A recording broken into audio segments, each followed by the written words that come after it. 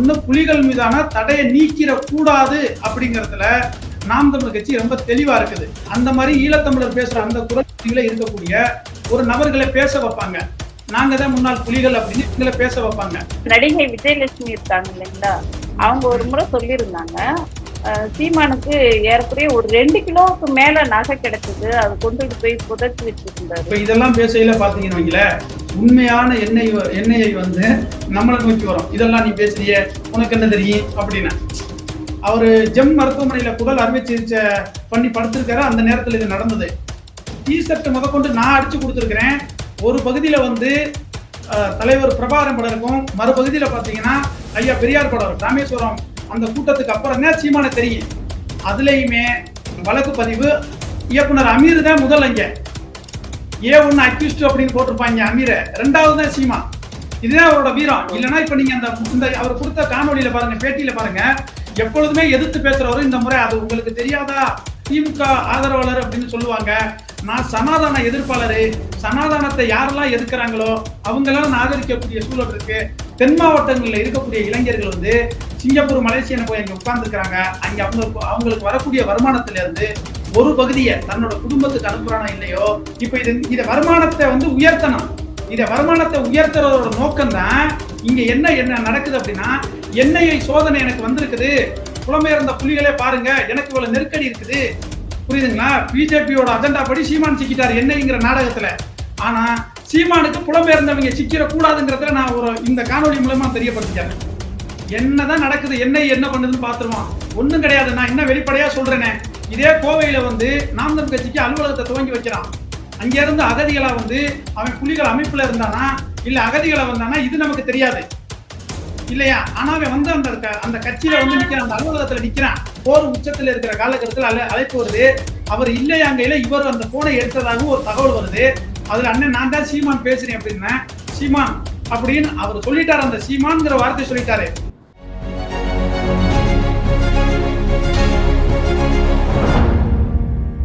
திராவிட பேச்சரங்க நேயர்களுக்கு அன்பு வணக்கம்.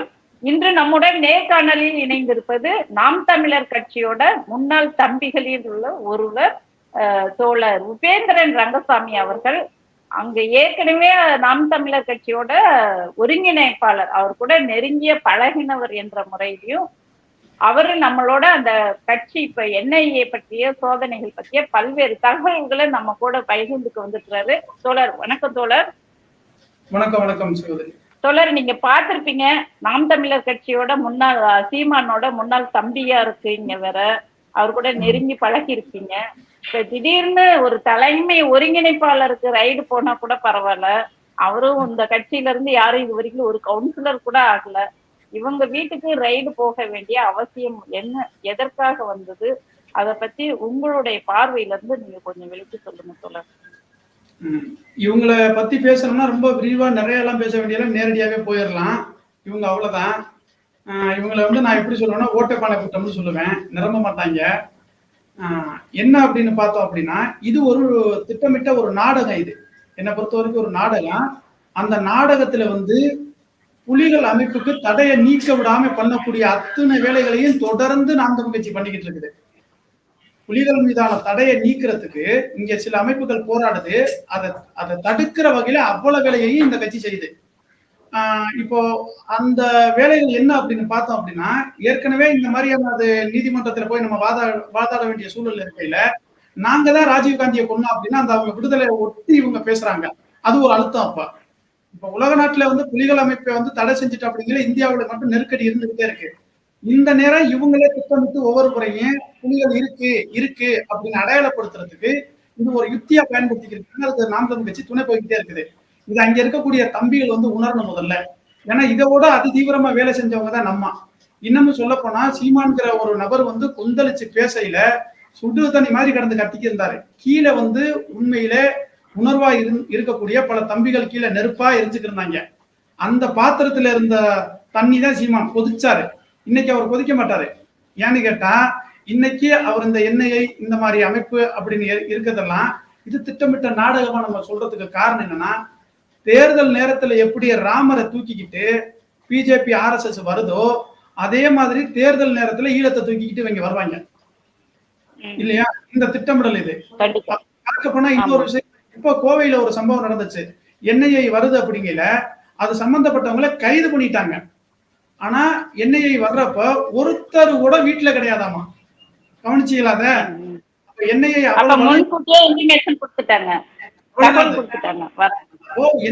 என்ஐஏ வருது அப்படிங்கிற முதல்ல உளவு இருக்குது, அவங்க எப்படி திட்டமிடல் பண்ணுவாங்க, வீட்டுக்கு யார் இருக்கிறது, இவனை போனா திட்டமிட்டு உட்கார வைக்க முடியுமா, கேள்வி கேட்க முடியுமா அப்படின்னு இருக்குது. இது எதுக்குமே நடக்கல. இவங்க போனாங்களாம், அவங்க எல்லாரும் சென்னையில இருந்தாராம், ஒருத்தர் அலுவலகத்துல படுத்திருந்தாராம், இப்படி இருக்குது. இது ஒரு நாடகம். இது நாடகத்தை நம்ம தெளிவுபடுத்தணும். முதல்ல இவங்களோட நோக்கம் என்ன அப்படின்னா ரெண்டு விஷயம் தான் இங்க. ஒண்ணு, புலிகள் மீதான தடையை நீக்கிற கூடாது அப்படிங்கறதுல நாம் தமிழர் கட்சி ரொம்ப தெளிவா இருக்குது. அது அவங்களுக்குரிய அழுத்தமா இருக்கலாம், அல்லது இவங்க இங்க வாங்கி நீக்க கூடாதுங்கிறாங்க. என்ன காரணமா இருக்கணும்? நீக்கியாச்சு அப்படின்னா இந்த தளத்துல இருக்கக்கூடிய உண்மையாக இருந்து அதுக்கு களத்துல வேலை செஞ்ச, இனிமே வேலை செய்யக்கூடிய நபர்கள் வந்து அறிவார்ந்த ஒரு பிரச்சாரத்தை எடுத்துக்கிட்டு பொது வாக்கெடுப்புக்காக போராடுவாங்க. அப்ப இப்ப அதை போராட விடாம தடுக்கிறதுக்கு காரணம் என்ன அப்படின்னா, புலிகள் அமைப்பு இருக்கு அப்படின்னு சொன்னா அதுபடி நம்ம இங்க வேலை செய்ய முடியாதுல்ல. அப்படி புலிகள் அமைப்புக்கு இருந்து இப்ப ஒண்ணுமே கிடையாதுங்க சகோதரி. இதுல என்னன்னு பார்த்தோம் அப்படின்னா, இப்ப விடுதலை புலிகளுக்கு உண்டான ஆதரவாளர் அப்படின்னு ஒண்ணு சொல்றாங்க இல்லைங்களா? அந்த நபர்கள் வந்து புலிகள் அமைப்பு வந்து அரசியல் சட்டத்திட்டப்படி இன்னைக்கு இலங்கையிலேயே அவங்களுக்கு ஆதரவா பேசக்கூடிய அமைப்புகள் நிறைய இருக்கு. அது தமிழ்நாட்டுல வளர்ந்துடக்கூடாது. அது வளரணும். அதை வச்சு வருமானம் பார்க்கக்கூடிய சீமான் மாதிரி இருக்கக்கூடிய நபர்கள் வந்து இதை தடையை நீக்கியாச்சுன்னா இவங்களோட வாழ்வாதாரம் பொழப்பு போயிடும். போயிடும். நான் ரொம்ப தெளிவா ஒரு விஷயத்தை பார்த்துக்கிறேங்க. ஒரு கம்பெனியை வச்சு நடத்துறோம். இதை நான் பல முறை சொல்றேன். ஒரு தடவை நட்டப்பட்டுட்டேன் அப்படின்னா திரும்பி மீண்டு வர்றதுக்கு ரொம்ப நாள் ஆகுது. இங்க தேர்தல் அப்படின்னு வரையில இவர் ஜெயிச்சா என்ன தோத்தா என்னன்னு சொல்லுவாரு. ஏன்னா இவர் முதலீடு பண்றது இல்லையே. வாகனத்துக்கு இவர் எரிபொருள் போட மாட்டாரு, உணவுக்கு இவர் பொருளாதாரம் கொடுக்க மாட்டாரு, அங்க இருக்கக்கூடிய பொதுக்கூட்டங்களுக்கு மேடைகளுக்கோ எதுக்குமே இவர் பணம் பண்ண மாட்டாரு. எங்கேயோ இருக்கக்கூடிய தம்பிகள் அவங்கதான் கொடுப்பாங்க. இவருக்கு ஜெயிச்சா என்ன தோத்தா என்ன? இந்த அமைதி படையில சொல்லுவார்ல, என்ன அம்மா வச்ச ஜெயிச்சலாமா, எது வந்தாலும் சரிங்க, ஆமா நீயா வேலை செஞ்ச அப்படின்னு மணிமன் சொல்லுவாரு. அந்த கேட்டகரியில உள்ள டீம் இவங்க. புலிகள் அமைப்புக்கு உண்டான தடையை நீக்கணும். இப்ப வந்து தம்பிகள் இருந்துதான் பணம் வருதுன்னு சொல்றீங்களா?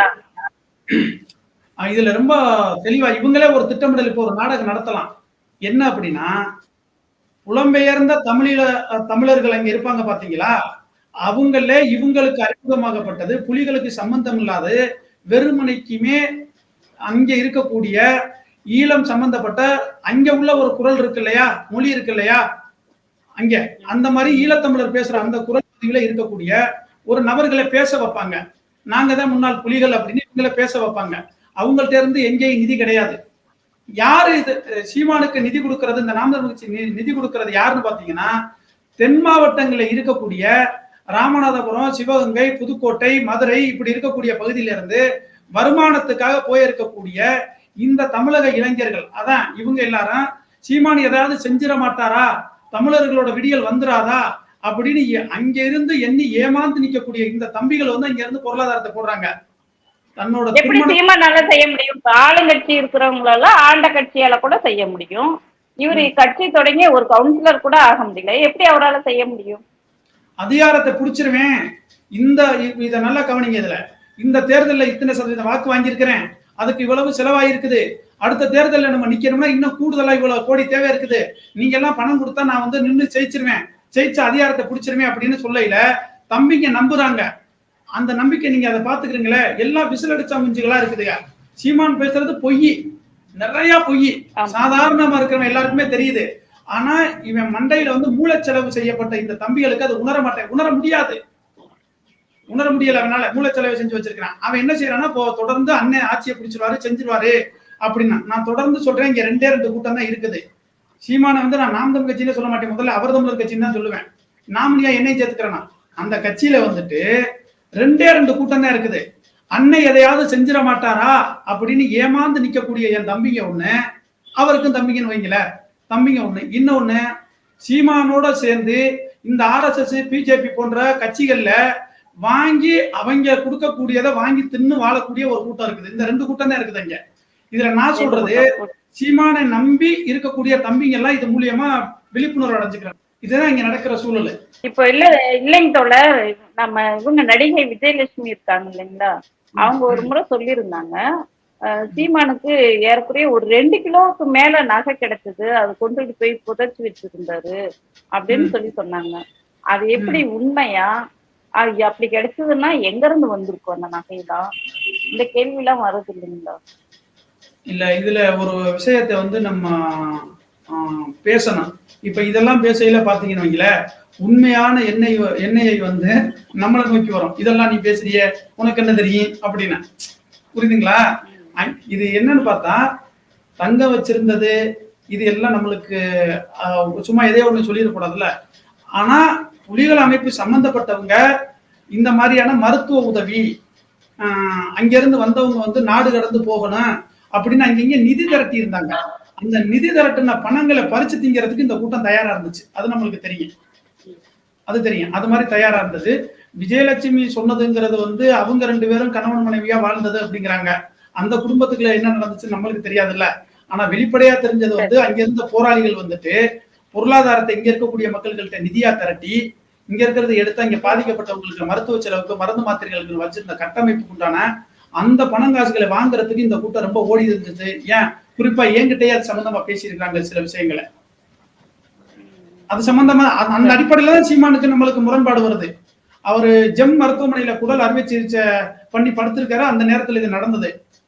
இன்னும் அவர் இந்த தம்பிகள் இப்ப ஒரு விஷயத்த கவனிச்சீங்க அப்படின்னா, நாம் தமிழர் இயக்கம் ஆரம்பிக்கப்பட்ட காலத்துல இருந்த யாரும் கிடையாது, கட்சியா மாற்றப்பட்ட போதத்துல இருந்து இப்ப யாரும் கிடையாது, சகோதரன் வெற்றிக்குமரன் முதற்கொண்டு இப்ப யாரும் கிடையாது. அது திட்டமிட்டு சீமான் வெளியேற்றிக்கிட்டு இருக்காரு. திட்டமிட்டு சீமான் வெளியேற்றுறாரு. என்ன காரணம்னா, அந்த கொள்கை பிடிப்புல இருக்கிற யாரு இருந்தாலும் இவர் காக்கக்கூடிய இந்த பேசக்கூடிய இந்த தம்பிகள் நம்பி இருக்கக்கூடிய இனமான இன்னைக்கு முக்கியம் இல்ல, சீமானுக்கு உண்டான வருமானத்தை முக்கியம். அந்த வருமானம் கெட்டு போயிடும். அந்த வருமானத்தை வந்து நம்ம அடையல அப்படின்னா யார் கேக்குறாங்களோ அவங்கள மட்டும் வச்சுக்கிறாரு. கண்டிப்பா கேக்குறவங்க வெளியேற்றுறாரு. கண்டிப்பா. இப்ப நீங்க எனக்கு என்னோட ஞாபகத்துக்கு பாத்தீங்க அப்படின்னா, இந்த நாம் தமிழர் இயக்கமானது கட்சியா இருக்கையில பாத்தீங்கன்னா, ஒரு பக்கம் தந்தை பெரியார் படம் இருக்கும், இன்னொரு பக்கம் தலைவர் பிரபாகரன் படம் இருக்கும். இப்படி இந்த கோட்பாடுல அந்த கட்சி வந்திருந்தது. அதுக்கு உண்டான டிஷர்ட் முதற்கொண்டு நான் அடிச்சு கொடுத்திருக்கிறேன். ஒரு பகுதியில வந்து தலைவர் பிரபாகரன் படம் இருக்கும், மறுபகுதியில பாத்தீங்கன்னா ஐயா பெரியார் படம் இருக்கும். இன்னைக்கு அது எல்லாமே இருக்கு, போயிருச்சு அப்படின்னா இத வெளிப்படையா பேசக்கூடிய யாரையுமே இங்க அவர் திராவிடர் கழக மேடையில கூட பேசியிருக்காரு. பேசின வீடியோ எல்லாம் வந்திருக்கு. திராவிடர் கழக மேடையில கூட பேசியிருக்காரு. பல இது வீடியோஸ் எல்லாம் வந்திருக்கு. அவர் எப்படி இந்த நிலைப்பாட்டுல இருந்து நேர் எதிர் நிலைப்பாட்டுக்கு எப்படி வர்றாரு அவரு? இதுதான் பெரியார் சொந்ததா. நான் இதுக்கு முன்னாடி ஒரு கருத்து சொல்றேன், அதை நல்லா ஆய்வு பண்ணி பாருங்க. இந்த பதிவு மூலியமா வந்து அங்க இருக்கக்கூடிய தம்பிகளும் இதை ஆய்வு பண்ணட்டும். இந்த பெரியாரியல் பகுத்தறிவாளர் பேசக்கூடிய இந்த திராவிடர் கழகங்கள் இருந்த கூட்டத்துல பேசையில சீமான் கைதாகிறாரு. தொடர்ந்து கைதாகிறாரு. அதுக்கு வழக்குகளையும் அந்த அமைப்புகள் பார்க்குது, அவரை மீட்டெடுக்கிறாரு, எல்லாமே நடக்குது. இவர் கட்சியை ஆரம்பிச்சதுக்கு அப்புறம் ஒரே 1 மாசம் எங்கேயாவது சிறையில இருந்தாரான்னு சொல்லுங்க? இல்ல இல்ல இல்ல இல்ல. அதுக்கப்புறம் எவ்வளவோ பேசியிருக்காரு. பிஜேபி கூட பேசுற மாதிரி ஆக்ட் பண்ணிருக்காரு. நான் அவரை மட்டும் தொட மாட்டாங்க. இதுதான் இங்க உள்ளது. ஏன்னா 2 விஷயம் தான். அவங்க கூட இருக்கையில நீங்க இனமானம் பேசுனீங்க, இங்க இருக்கையில வருமானம் பாக்குறீங்க. இதுதான் இங்க உள்ளது. இது இந்த இடத்துலதான் நம்ம முரண்பட்டு வெளியில வர்றோம். அங்க இருந்தா சம்பாதிக்க முடியாதுன்னு தான் அங்க இருந்து வந்திருப்பாருன்னு தோணுது. அழுத்தங்கள் இருக்குது. அழுத்தங்கள் மூலியமாவும் அந்த நேரத்தில் அவருக்கு அழுத்தங்கள் இருந்தது. இன்னமும் வெளிப்படையா சொல்ல போனா சீமான்கிற ஒரு நபரை வந்து 2006 எம்ஜி எனக்கு சரியா ஞாபகத்துக்கு இருந்தா 2006 பெரியார் நகர் பொதுக்கூட்டத்தில இருந்து வலுவா சீமான எல்லாருக்கும் தெரியும். ஆனா அரசியல் ரீதியா கையில நீங்க பாத்தீங்கன்னா ராமேஸ்வரம் கூட்டத்துல தான் சீமானுக்கு, ராமேஸ்வரம் அந்த கூட்டத்துக்கு அப்புறம் தான் சீமான தெரியும். அதுலயுமே எனக்கு ஞாபகம் இருக்குது, என்னோட ஞாபகம் சரியா இருக்குதுங்கிற பட்சத்துல அதுல முதல்ல இவங்க சொல்ற மாதிரி முதல் அப்படின்னு பார்த்தா வழக்கு பதிவு இயக்குனர் அமீர் தான் முதல். அங்க A1 அக்யூஸ்ட் அப்படின்னு போட்டிருப்பாங்க அமீர, 2வது தான் சீமா.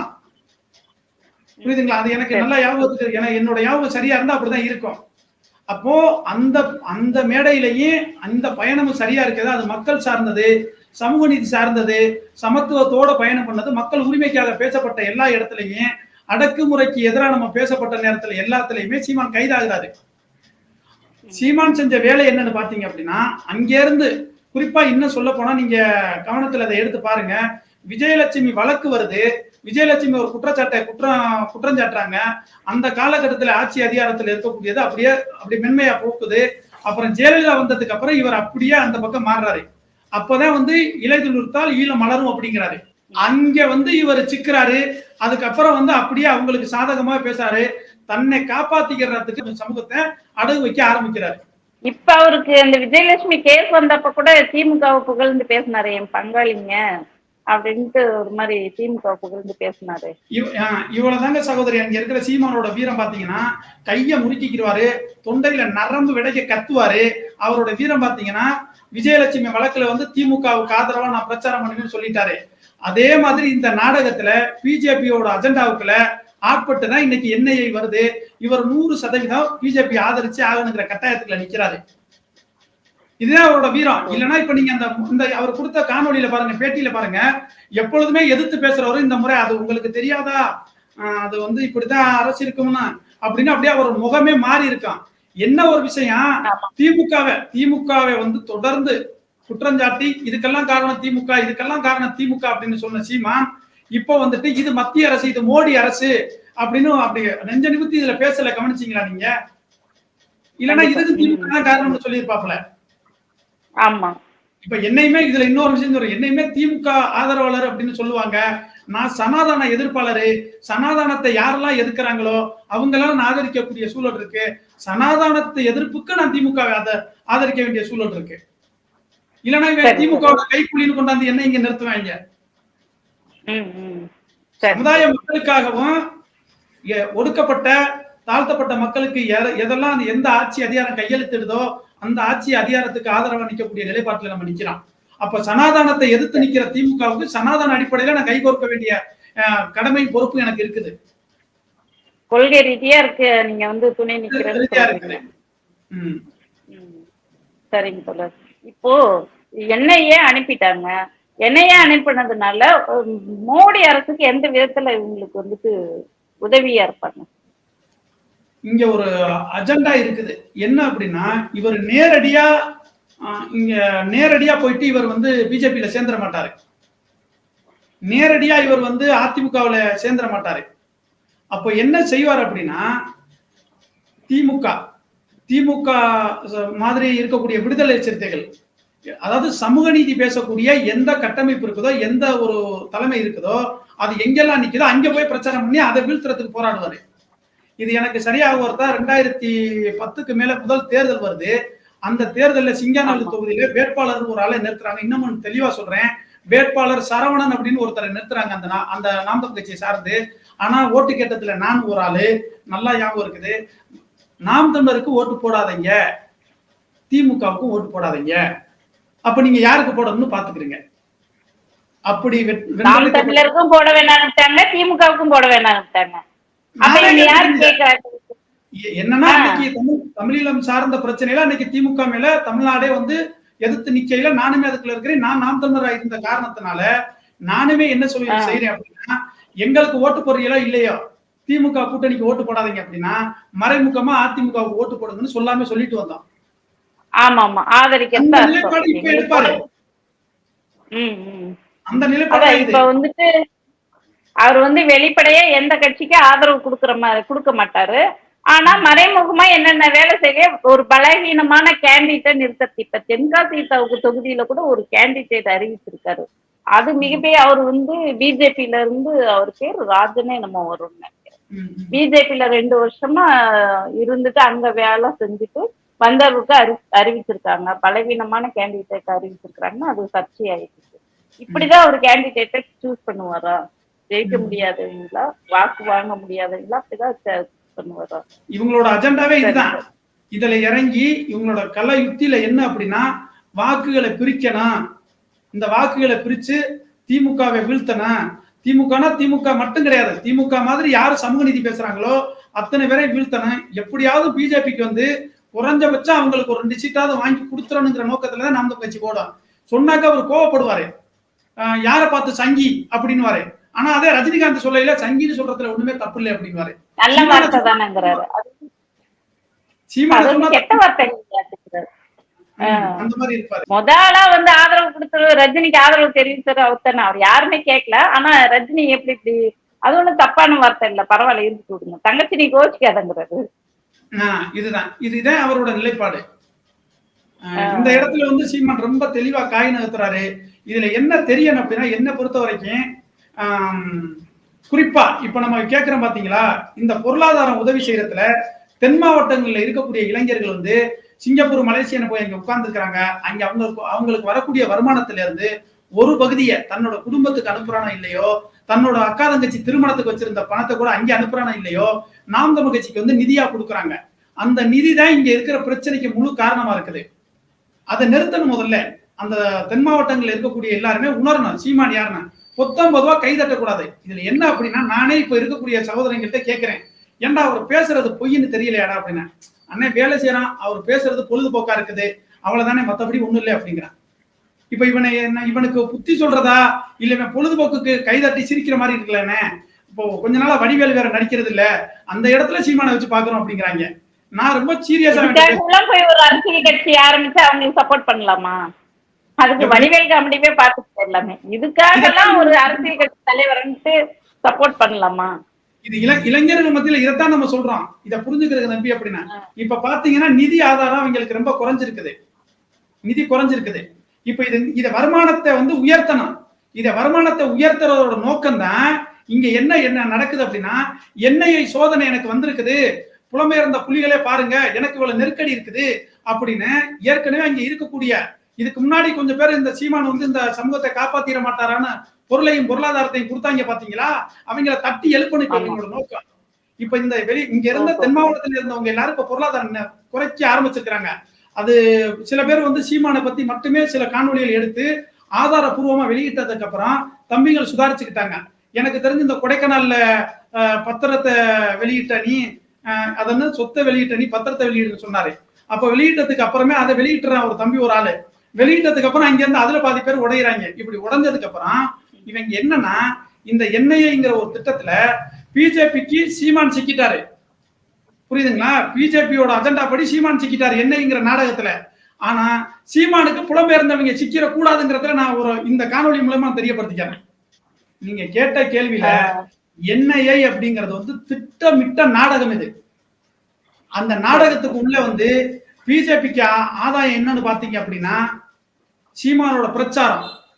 சீமானுக்கு ஆதாயம் என்னன்னு பார்த்தோம் அப்படின்னா, புலம்பெயர்ந்த மக்கள் இருக்கக்கூடிய வருமானம். ஆனா தமிழர்களுக்கும் தமிழீழ மக்களுக்கும் தமிழீழத்தை நேசிச்ச மக்களுக்கும் நம்மளை போன்ற போராட்டத்துவத்துல இறங்கக்கூடிய நம்மளுக்கும் என்ன அப்படின்னா, புலிகள் அமைப்பு மேல தொடர்ந்து தடையை விதிக்கிறது. நம்மளுக்கு இழப்பதுதான். புலிகள் மேல தடையை நீக்குன்னு கத்திரம் கிடந்து, இல்ல தடையை நீக்க கூடாததுக்கு என்னெல்லாம் செய்யணுமோ அவ்வளவு வேலையை நீ உட்கார்ந்து செஞ்சுக்கிறீங்களா? அப்ப என்ன பண்றது? என்னதான் நடக்குது, என்ன பண்ணுதுன்னு பாத்துருவான். ஒண்ணும் கிடையாது. நான் என்ன வெளிப்படையா சொல்றேனே, இதே கோவையில வந்து நாம் தமிழ் கட்சிக்கு அலுவலகத்தை துவங்கி வைக்கிறான். அங்க இருந்து அகதிகளா வந்து அவன் புலிகள் அமைப்புல இருந்தானா இல்ல அகதிகளை வந்தானா இது நமக்கு தெரியாது இல்லையா? ஆனா அவன் வந்து அந்த கட்சியில வந்து நிக்கிறான், அந்த அலுவலகத்துல நிக்கிறான். அவன் வந்து நின்றுகிட்டு எங்களுக்கு ஏதாவது கொடுங்க, எங்களை வந்து ஏதாவது உதவி பண்ணுங்கன்னு கேட்கையில, இது மாதிரி அமைப்பு, இது மாதிரி அகதிகள் வந்திருக்கிறாங்க, இவங்க புலிகளா இருக்கணும்னு இவங்க காட்டி கொடுத்தவங்க நாம் தமிழ் கட்சிக்காரன். யாழ் படிப்போம்னு ஒரு படிப்பான். புலிகளுக்கு உதவி செஞ்ச அத்தனை பேரும் அமைதியா இருக்கிறான். அங்க இருக்கக்கூடிய புலிகள் அமைப்புல இருந்து, ஐயா எங்களுக்கு உணவு கிடையாது, எங்களுக்கு போராட்ட தளத்துல எந்த ஒரு அடிபட்ட காயத்துக்கு எங்களுக்கு மருந்து மாத்திரை கிடையாது, எங்களுக்கு ஆயுதம் கிடையாது, நிதி கிடையாது, எங்களுக்கு ஏதாவது கொடுங்க அப்படின்னு தமிழ்நாட்டை நோக்கி அவன் கேள்வி கேட்கிறான். எனக்கு ஞாபகத்துக்கு இருக்குது ஒரு விஷயம். அவர் சகோதரன் பேர் அண்ணாமலை, கரு அண்ணாமலை நினைக்கிறேன். அவருக்கு ஒரு அழைப்பு வருது. அந்த அழைப்பு வந்து அந்த போர் உச்சத்துல இருக்கிற காலகட்டத்தில் அழைப்பு வருது. அவர் இல்லையா அங்கையில இவர் அந்த போனை எடுத்ததாகவும் ஒரு தகவல் வருது. அதுல அண்ணன் நான் தான் சீமான் பேசுறேன் அப்படின்னா, சீமான் அப்படின்னு அவர் சொல்லிட்டாரு. அந்த சீமான்ங்கிற வார்த்தை சொல்லிட்டாரு. சொல்லிட்டு இங்க இந்த மாதிரி நடந்துட்டு இருக்கு, இது எல்லாத்தையுமே சூசை பேசுனது நினைக்கிறேன், இது எல்லாமே நடந்துகிட்டு இருக்குது, இது அவங்கள்ட்ட சொல்லுங்க, மறக்காம சொல்லிருங்கன்னு சொன்னத அந்த நான் தான் சீமான் பேசுறதுல கட் பண்ணி, அந்த சொல்லிருங்கிறதுக்கு முன்னாடி கட் பண்ணிட்டு அந்த எடிட், அந்த ஒரு ஆடியோவை வெளியே வச்சுதான் இவர் கட்சியில வெளியே வர்றாரு. அதை காட்டிதான் இவர் வெளியில வர்றாரு. சீமான் நேரடியா தொடர்புல இருக்காருங்க. அது எவ்வளவு பெரிய அயோக்கியத்தனா. ஒரே ஒரு விஷயம் கேட்கிறீங்க பாருங்களேன். இவர் சொல்றாருல, நான் ஒரு கூட்டத்தை போடுறேன், நீ ஒரு கூட்டத்தை போடணும், ஒண்ணு வேண்டாம். புலிகள் சம்பந்தப்பட்ட நபர்களையும் இவரை ஒரு பக்கம் உட்கார வச்சு பேச சொல்லுங்களேன். புலிகளை நீங்க எத்தனை தடவை சந்திச்சிருக்கீங்க, புலிகளுக்காக நீங்க என்ன பண்ணிருக்கீங்க, விடுதலை புலிகளோட விடுதலைக்கு நீ என்ன பண்ணிருக்க, ஏதாவது பேச சொல்லுங்களேன். ரொம்ப கோவப்படுவாப்புல, ரொம்ப கோவப்பட்டு உனக்கு தெரியுமா அதுவா இதுவான்னு அது பேச்சை மலுப்புறது. இந்த விவாதத்துல எப்படி பிஜேபி உட்கார்ந்து மலுப்புனா அடுத்தால பேச விடாம அந்த வேலையை பார்ப்பாப்ல. பத்திரிகைக்காரன் ஒரு ஆள் கேள்வி கேட்டா உனக்கு என்ன தெரியும், உனக்கு என்ன தெரியும் சொன்னதே 3 தடவை சொல்லுவாப்ல. ஒருமையில பேசுறது, யாரையும் மரியாதை கொடுக்கறது இல்ல. இந்த வேலையை சரிங்க தோழர், இன்னைக்கு நம்மோட பல்வேறு கருத்துக்களை பகிர்ந்துக்கிட்டீங்க. நன்றி தோழர், மகிழ்ச்சி. நன்றி, வணக்கம்.